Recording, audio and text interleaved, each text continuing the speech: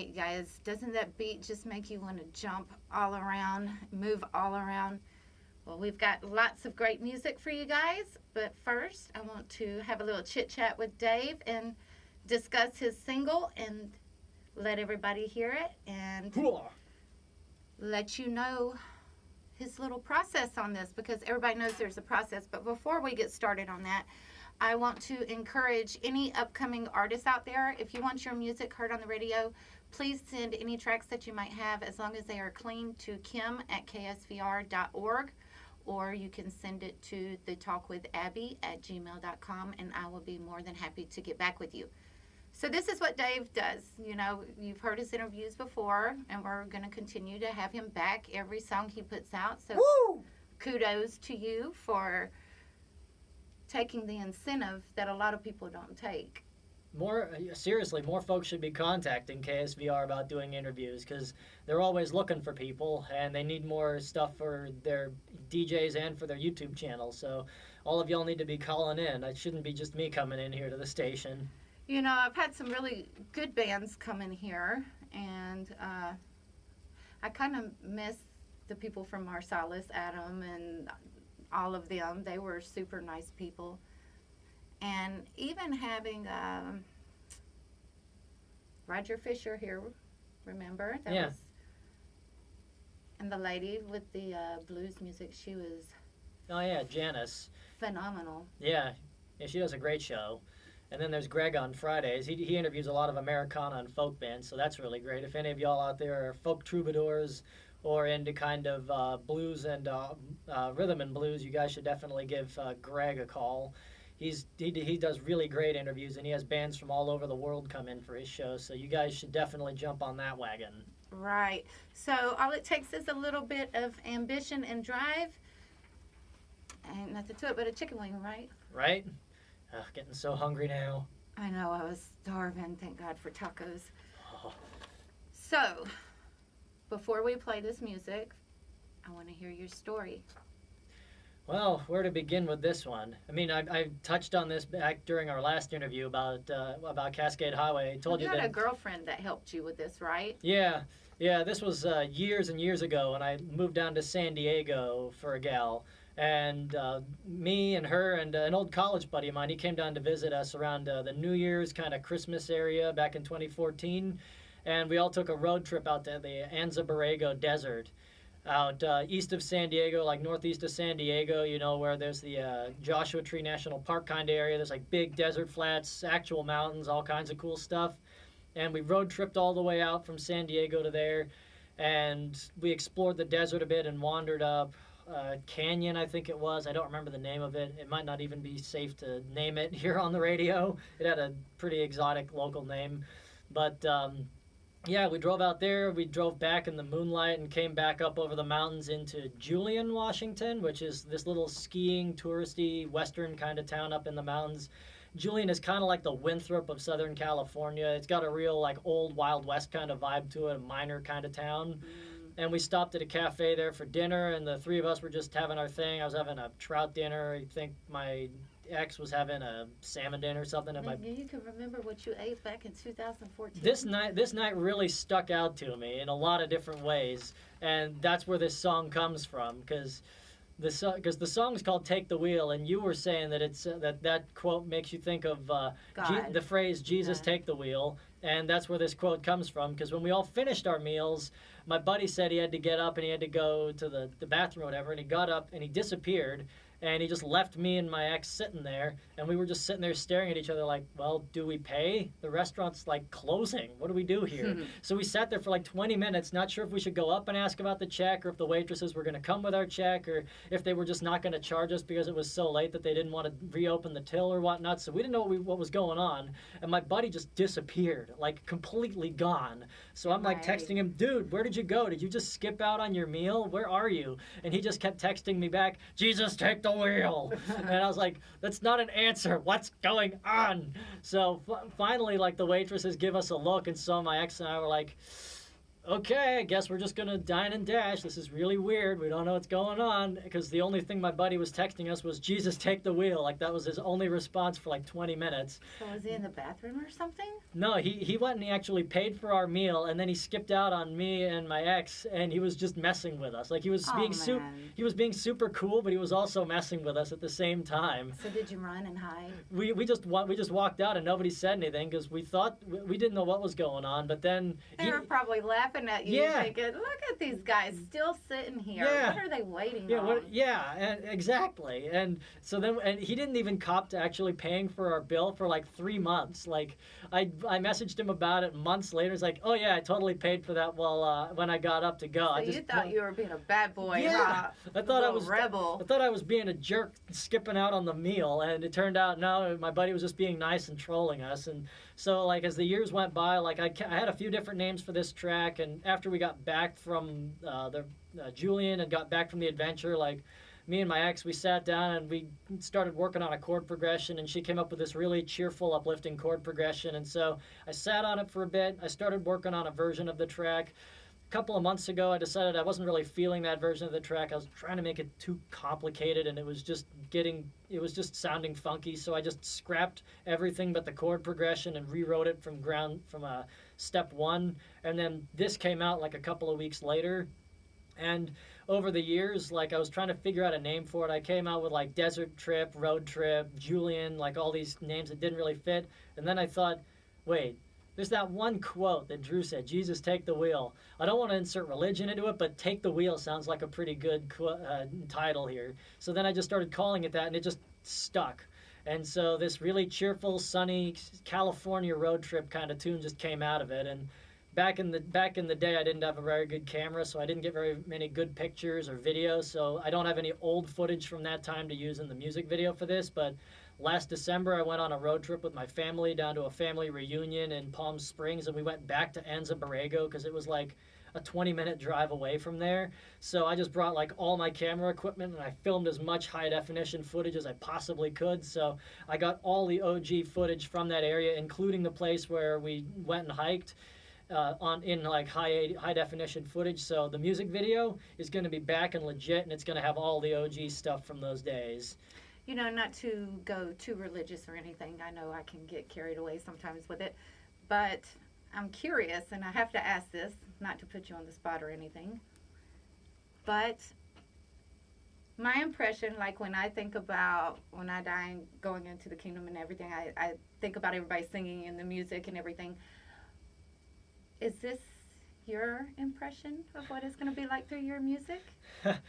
I wouldn't mind going out to this song. I don't think there's a whole lot waiting for me when the time comes, but it'd be nice to go out with a cheerful song into the darkness and just kind of feel like that's my closing tune there, the end of my set, so to speak. Is a nice cheerful bit of music to kind of end things. So, yeah, that'd be kind of cool. Yeah, why not? Let's go ahead and let everybody hear this. Let's do it. Do this. Take the wheel. I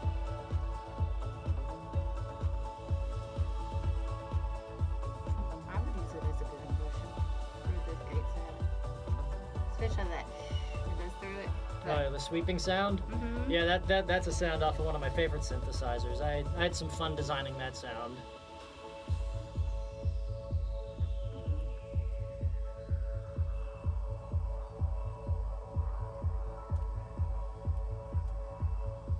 Oh, well, we're back up to 11 listeners now. We dropped down to 7 right at the beginning of the song, and now we're back up. It'll get up there. Yeah. It always does. It drops down. Yeah, some people might be dropping out because the stream cuts them out or something. Mm-hmm. I get complaints about that all the time. Yeah. What can you do, you know? No, not a whole lot. So Just it's 11:25. I gotta write down something for my recording. Yeah.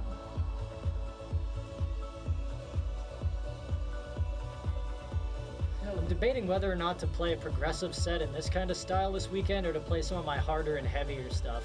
That's what my next interview is probably going to be about, is about either the new mix of Cascade Highway, which is like a big heavy anthem that's like way faster than this, or I might do one about 7,115 feet, which is kind of like an empowerment anthem I wrote for women that are mountaineers, climbers, and hikers, and that sort of thing. You should shoot your tracks over to the feminist groups.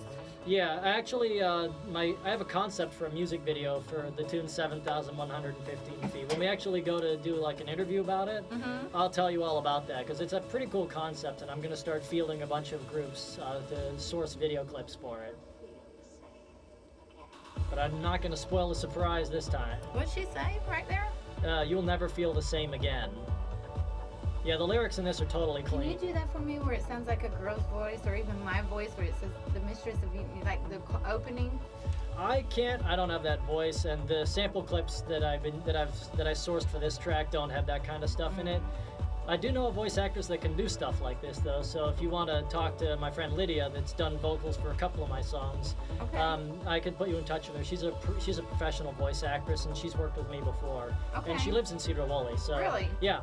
She's an old high school friend of mine. Awesome. You got a lot of friends in music, huh? I got a lot of friends everywhere. I know, you're pretty busy all the time. Oh yeah. And How was finally, your camping trip? a couple of weeks ago, wet.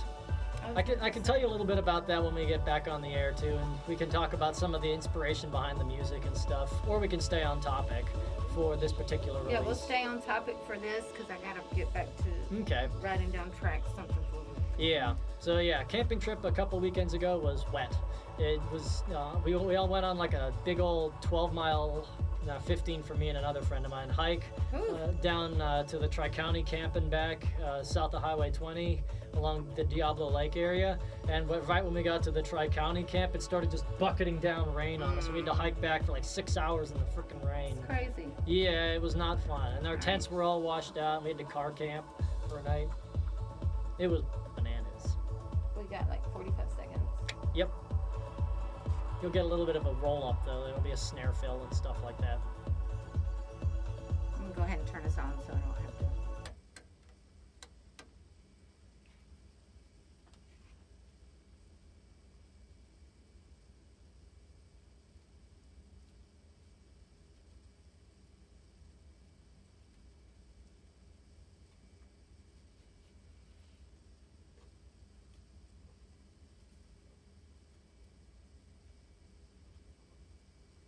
Woo, that was pretty intense there, Dave.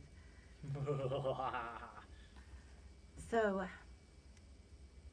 your inspiration, I know how you named it, all the different instruments. I mean, they're all part and parcel of the inspiration too. That I drew on a lot of classic trance sounds, like early 2000s sounds and synthesizers and stuff for this. And for a long time, I used to fake it by using software synthesizers to try and get close to recreating a lot of these sounds, but it took way too long to design the sounds, and they were always kind of weak and thin sounding compared to the real deal. So a few years back, I started out collecting cans by the side of the road to sell the aluminum to initially save up a bit of cash. I started freelancing a lot, doing tech work and graphic design and web design work. And pretty quickly, I saved up enough cash to start buying stuff. And so the synthesizers that make all of the big synth sounds that are right on the top of the track there doing the melody are like the synth swells come out of a JP8080 Roland synthesizer. It's where the famous super saw sound comes out of. It's that big, like fat, thick synth sound. And then the bouncing pluck sounds come out of a Virus TI2. And that's a really nice piece of kit to have. It is super versatile, and it sounds really nice and warm and can basically do anything you want. And I also used a Virus for kind of that warbly bell kind of sound that plucks out occasionally. And actually, one of my favorite sounds to design on this particular tune is you couldn't quite hear it on here because of all the audio compression going on in the studio, but when you listen on a more high-definition system and listen to a higher quality audio, you can hear this kind of talking bass sound that kind of changes sound over the course of the whole song, up and down, and kind of makes this progressive moving bass sound. And that came off of the Virus TI2. And I had a lot of fun designing that one so that it creates this kind of moving, evolving texture that makes the sound have a little more movement going on without being super in your face about it. Heck yeah. Man, I don't know how you put all this together, but you do it. It's a lot of work and a lot of hours and a lot of late nights and a lot of coffee. That's mostly what it is. Right. People think, it's making EDM. It's just sit there, push button, instant track. But no, there's a lot of of legwork that goes into it. Besides just writing the melodies and writing the rhythms and all that, then there's the sound design, there's mixing, like a producer that actually is doing the work of like what 4 or 5 people would do in a music studio like 20 or 30 years ago. Exactly. So it's a lot of freaking work, and it took a lot of time to be able to make a track like this that comes out this cleanly and this easily. Like, how much would you say technology has advanced since you've been making beats and everything? Oh man, in some ways it hasn't advanced that much, but in other ways it's advanced a lot. When I first started making music back in 2005, the hardware, the software, it was all there, but the interfaces that connected it all weren't as good in a lot of cases. Like, to be able to modify parameters and automate them so that you can set it up on your PC so that you don't have to manually twist knobs to make a filter or make an effect change over the course of a song. You had to memorize a lot of special MIDI like notes and numbers and things so that way you could assign it to specific knobs inside controllers so that then it would do it, or you had to manually twist knobs. That's what Darude, the guy that made Sandstorm, said, is when he and JS16 first wrote Sandstorm back in like 1999, all of the little changes in the sounds they had to do manually by hand while recording the audio. And now you can have all this hardware hooked up to a single interface that's no bigger than like both of the palms of your hand, have crystal clear audio, and then there are software interfaces that you can buy for all these synthesizers that have all the parameters pre-assigned. So all you have to do is just tell them to automate so that you can set the filters, set whatever parameters you want to a certain value over the course of the song. You just hit the record button, press play on your track, and then go get a coffee. And for like 7 minutes, all of the stuff will record and sound exactly how you want. And then you just stop recording, dump the audio into your track, and bam, you're done. And it used to take a lot longer to do that in the old days. And now it's super quick, and you get really nice results. So you can combine like the ease of all the fully software, fully in the box studios with all of the classic hardware. So you don't have to choose between hardware like warmth and hardware sound or easy to use software. Now you can have both, and that's come a long way. And even programs like FL Studio, the DAW that I use for producing in, like when I started out, it was super simplistic, super basic, and the sound quality was so-so.